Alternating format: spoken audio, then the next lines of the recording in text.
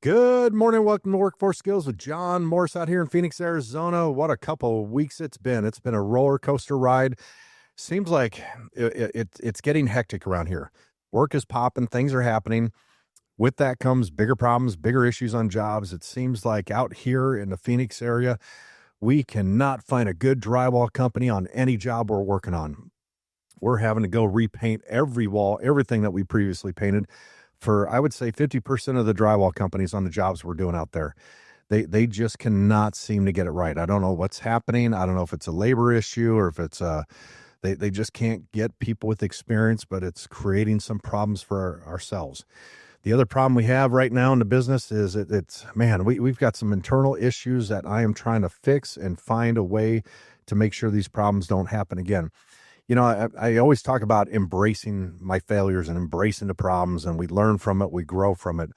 What I've ran into the last couple of weeks, we had a situation. I got called out to a job, and they had a third party inspector on this very large project, and there were some issues with the coverage of the paint. And I'm out there, and I'm like, okay, I'm not sure what's going on, and I dig deeper into this.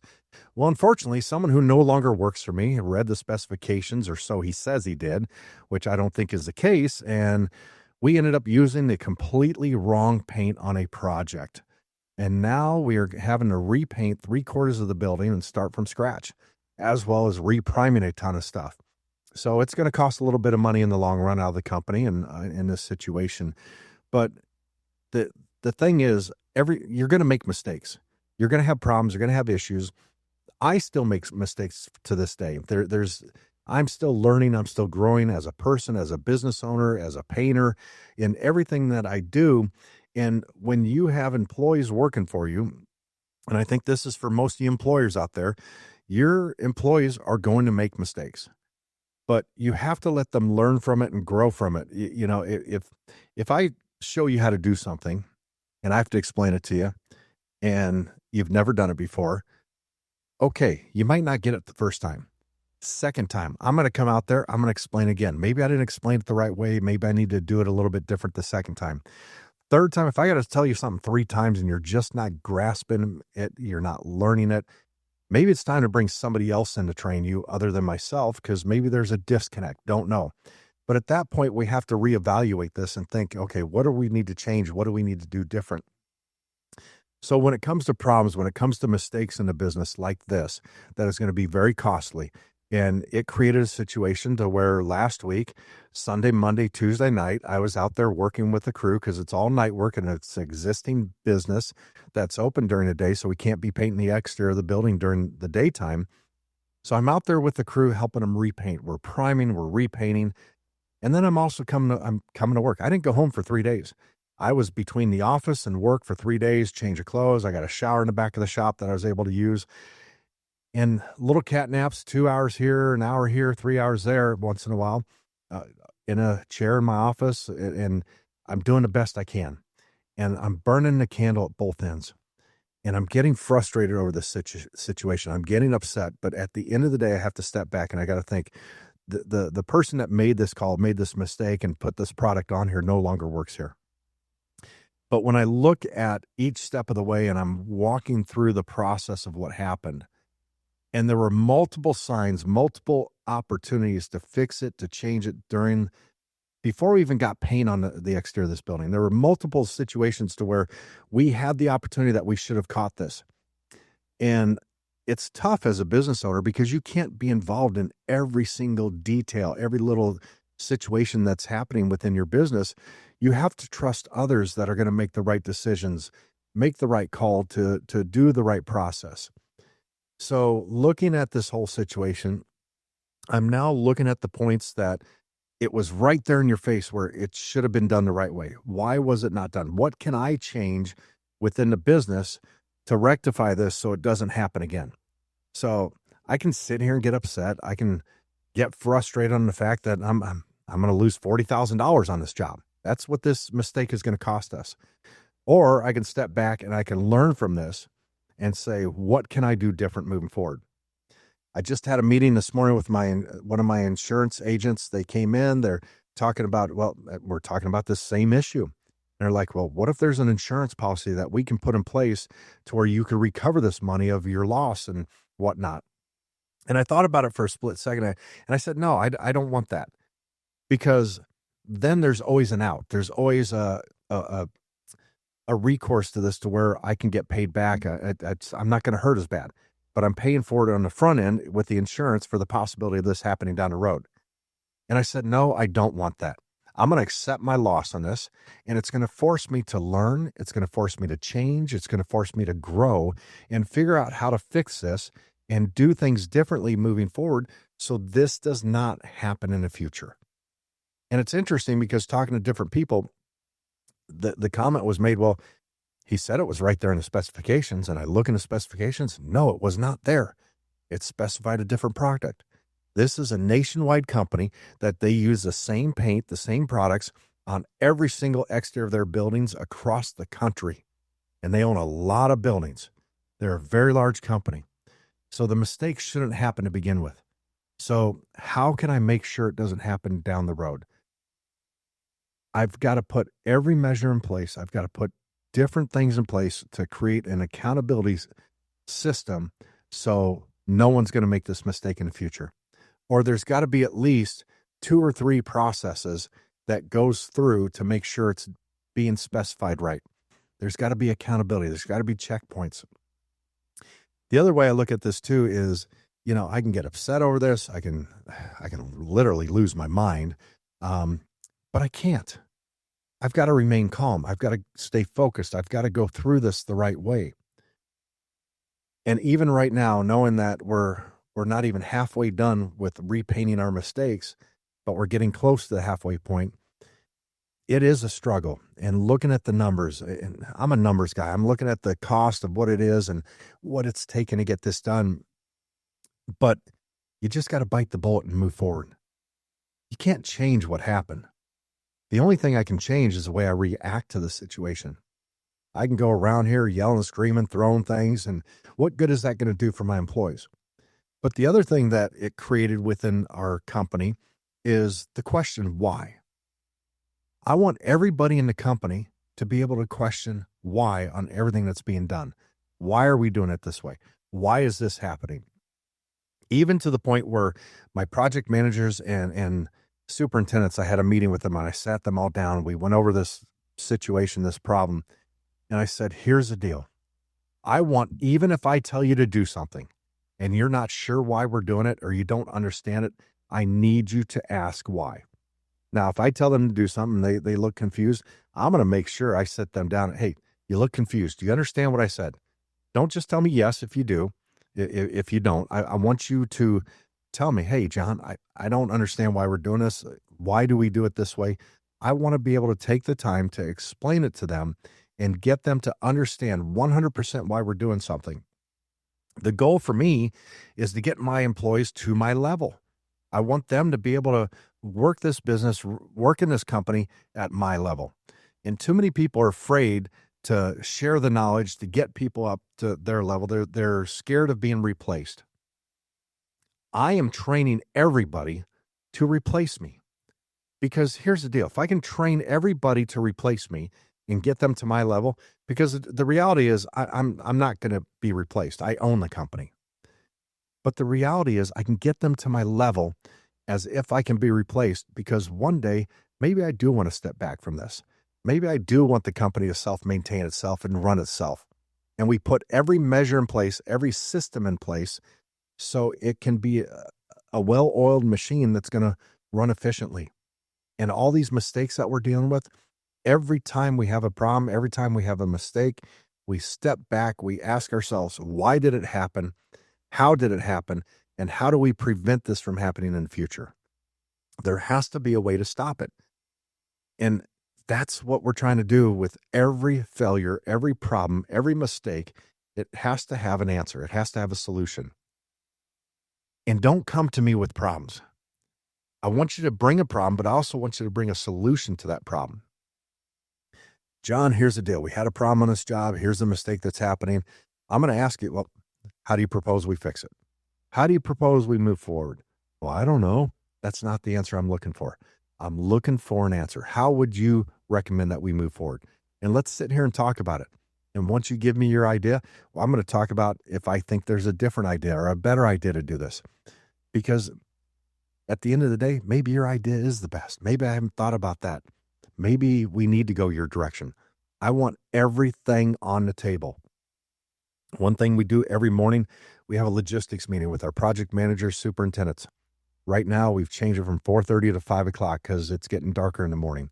At 5 o'clock, we all sit at the table. We go down every job, what everybody's doing, what issues are happening out there.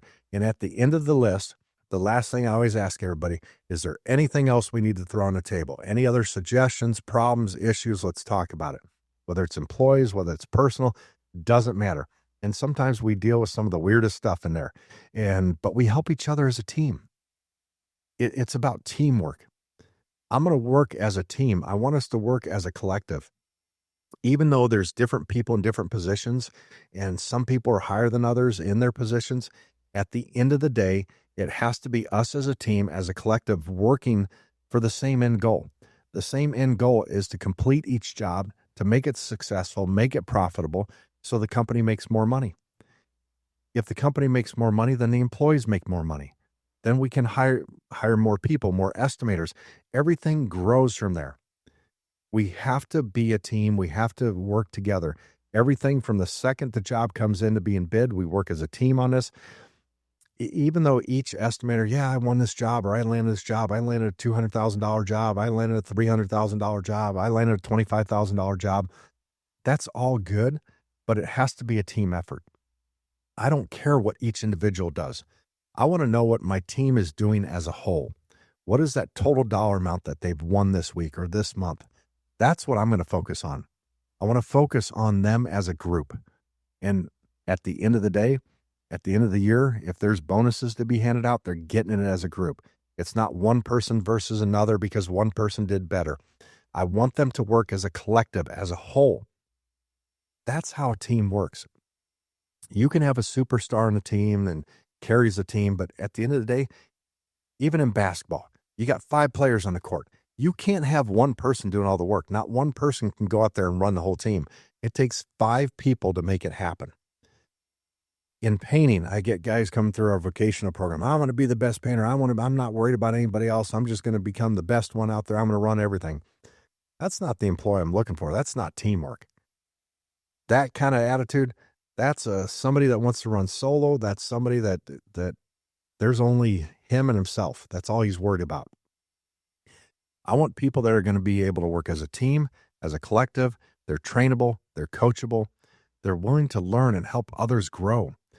We're creating a new thing with our vocational class where if you finish it, you can continue with us in the next class as an advanced, we're calling it an advanced class. But basically we have 20 new people coming in, and the previous students are going to be the advanced class.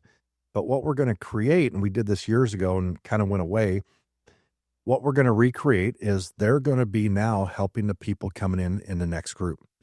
And what's going to happen is it's that peer-to-peer mentorship. They've already been through it for the first 4 or 5 weeks. Now you got new people coming in. Now they're going to help guide them. We're going to watch this, and I've seen it before, that over the next 4 to 5 classes, it's going to take about that much time, that you're going to find that the new people coming in are going to learn faster, quicker, because there's that constant mentorship of the previous students. There's that constant helping. And we're going to find out who the leaders are. What we're going to do is we're not just building painters, we're building leaders. We're building people that can work as a team and as a collective and help each other out. The whole purpose of this is for them to come out and work as a group. There can't be just one sole individual. Yes, you're going to have different people in different positions in your team and on that crew, but everybody has to work together. What I look for, and this is if I'm out there painting, I'm on a job for 2 weeks and I have the same crew with me, I want to know that after 2 weeks, we can walk on that job every single morning. We don't even need to discuss what we're doing. We just know what the next person's doing. If someone's missing, somebody else steps up and takes over that, or somebody comes back down out of their position and they help out. We fill in, we make it work, we continue. It's interesting when you get a team like that working, and they're so productive. I've got a team right now, and they are my most productive team. They are under hours, they're right at the hours every single job, and they are the most profitable team that I have. But one person can miss a day on that job or a couple days because they're sick. And for some reason, that team does not fail. They do not slack. There's something in them that steps up their game that says, we got to push a little bit harder. This person's not here. We got to make up the extra. We got to carry this weight. We got to push. We got to get a little bit farther. We got to make up for them not being here. And they always do it every single time. It's just something in them that it's that drive, that energy, that focus that they have for making something better and doing it to the best of their ability. There's no other option except just to keep pushing and getting it done. And the interesting thing with that group too is every time they run into an obstacle, they always bring it back to the table. Their working superintendent is in my meeting every morning. And even this morning, he's saying, John, I've got an issue. There's this area. I don't know how I'm going to paint it. I don't know how I can get over the roof to get to this wall, but I need some help. Well, unfortunately, today I can't get out there, but tomorrow I told him I will be out there. We're going to assess this. We're going to figure it out. And even as he brings us up and we're looking at pictures on the big screen in the conference room, now the other painters are looking at it, the other superintendents and project managers. Everybody's talking about it. It's a collective. Everybody's coming up with ideas on how are we going to fix this? How are we going to make this work? It can't be just, I can't do this. There has to be a way, and it's going to get done. Now, hopefully there's Spanish roof tiles up there. The goal is not to break any of them.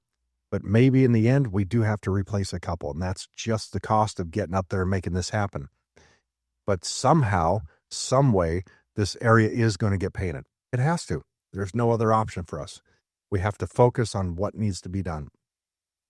And I really need this crew to get done on this job, and they're about there, hopefully at the end of the week, because I've got them starting a really huge project this next week, which we kind of put an interim crew on right now that's starting to prime and do one side of the building on the exterior. It's a massive job down in Mesa that we're doing. And I need that team on there because they're my most productive. They're the ones that get it done the quickest. And like I said, they're right at hours and under hours every single time. Why can't others be that way? So as I'm looking at this team, looking at this crew, I'm figuring out what meshes, what mixes, how do they make it work, and try to duplicate that with other crews. If I can duplicate this crew on every single job, every single crew that I have, man, we're going to be a force to be reckoned with. That's what I want. I want people to look at us and say, wow, PHP commercial painting, I want them working for me. I want them to paint my building. We've got a couple GCs. We're their only painter. These general contractors call us up. It's, hey, we need a number on this. Our numbers are fair. They know where we're at, but they also know what they're going to get. And once in a while, it might be a little bit higher, but they still hire us because they know the quality of work that we're doing. They know the expectations that we have when we walk on a job. We're going to do it right every single time. We're going to do the right thing even when no one is watching, period. It has to be that way. That's just like this building that we're repainting. I'm the person that found the problem. I'm the one that figured it out. Now I'm the one that's going to fix it. And I told them, here's what we're going to do to fix it. So as we're repainting this, and as I'm actually, before we start repainting it, I'm looking at this building. I find the problem. I call the project manager for the GC up and I say, hey, here's what happened. Here's what I found. Our company has a major mistake. We screwed up. And I'm going to admit it. I'm going to hit it square on. And I told him, I'm going to figure out an option to fix this. Option is we continue with what we've got. We'll see if our paint rep, Sherwin-Williams, will warranty the job like any other job. Or if we don't go that option, we stop, we reprime everything, and we repaint it with the correct paint. And as I'm telling him this, he goes, John, just send me an email. Give me your two options. Give me what you have, and I'll let the company decide what they want to go with. I tell him I'd get it to him by the next morning. After going home, sleeping on it, thinking about this, I thought to myself, there is no two options. We have to stop what we're doing because it's the wrong solution. It was wrong to begin with, regardless of who made the mistake. And we have to proceed with the proper product, the proper procedures. And so I shot him an email. And then I called him and I said, here's the deal. I cannot continue like this. We're going to do it the right way. I'm only giving you one option, but here's how I have to do it. Now, when we originally started the painting, they wanted us to do one side of the building at a time.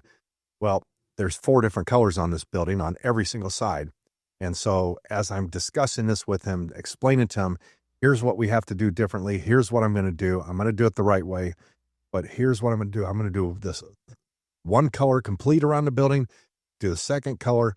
I'm not going to do it the way you originally wanted it done, because now it's costing me. I'm going to do it the fastest, easiest way that I can get this done to be the most productive to fix this. They're 100% okay with it. And the other thing that it does for us as a company, it really makes us stand out, that they see that we made a mistake and we owned up to it. How many companies out there would have tried to find a way to make it work, knowing that they would have used the wrong product, used the wrong procedure? I know there's companies out there that do that, and it's the wrong way to do business. You have to do it the right thing. You have to do it the right way. Even when you find out that you're doing something wrong, it doesn't matter what point you're at in that job. I could have completely painted the exterior of this building and caught the problem, and I would have still fessed up and done it the right way and fixed the problem, because you have to own up to your mistakes. You have to own up to your problems. And some might say, well, John, it wasn't your mistake. It was one of your employees. Yes, but it's our company. We do this together. It's not on any one single person. And by no means is me talking about this blaming the person that did it. I don't blame that person at all. They made a mistake. If anything, I'm giving them credit for this mistake, for forcing me to create different procedures and different levels of accountability so this does not happen again and never will happen again. That's what it's doing for me. So for me to move forward, for me to grow from this, I have to embrace it 100%. I have to accept the fact that this is what happened. How do we fix this? How do we change this? What do we do moving forward? And I promise you, it's not going to happen again to this level. That doesn't mean we're not going to have problems. We're not going to make mistakes. There's always going to be something. That's just the part of doing business. But if we can grow from it, if we can learn from it and move forward, we do become better because of this. And the interesting thing, talking with the project manager, he goes, John, hey, I'm going to help you out at the end of the job. If we have any extra money allotted for different things, I'm going to make sure we throw a little bit your way to help ease some of the cost of this. They don't have to do that. They didn't even have to say that. But that's just something they said. And so doing the right thing, I'm telling you, do the right thing all the time. It does pay off. Even when it's tough, and even when doing the right thing is hard sometimes and you don't want to do it and it's difficult, do the right thing always. It will pay off in the long run. You know, it's interesting as I sit here and I talk to you guys, and I feel like I'm just venting a little bit. And this podcast is my therapy session this week because I'm a little burnt out. I've been working nonstop. I haven't had a day off in a couple weeks. I'm really looking forward to this upcoming week and getting a Saturday off. I'm going to sit at home and probably smoke some meat on the smoker in the backyard and just relax and take it easy for a weekend. You know, even though I grind all the time, you have to take time for some self-care. You have to relax. You have to re-energize. You got to take care of yourself. I think what I realized on that third night I was working, in the middle of the night, I actually woke up my wife and called her. I said, I'm coming home. I can't do this anymore. I hit a brick wall, not literally, but fatigue-wise, I hit a breaking point. We don't know our breaking point until we push ourselves. I'm always saying I'm in beast mode. I'm always going to keep going. I don't stop. But even being in beast mode and even grinding and pushing sometimes, you have to find where your breaking point is. You can't push yourself so far that you hurt yourself or you literally break yourself. But I hit a point to where I knew I was done. I couldn't go any farther. I had to stop. I had to re-energize. I had to go home. I had to get some sleep. And sometimes you've got to take an internal look at yourself and say, you know what? This is too much. I can't handle this. But when you have the right team around you, the right people to carry the torch to continue, I'm not still out there working with them, but I've got the job on track and we're moving the right direction. So having the right team, having the right people around me has made it possible to fix this problem, to fix this mistake and move forward. And I'm grateful for the people that work for me and the team that I have. Teamwork is huge. You have to have the right team. Once again, guys, thank you for joining me. Stay hungry.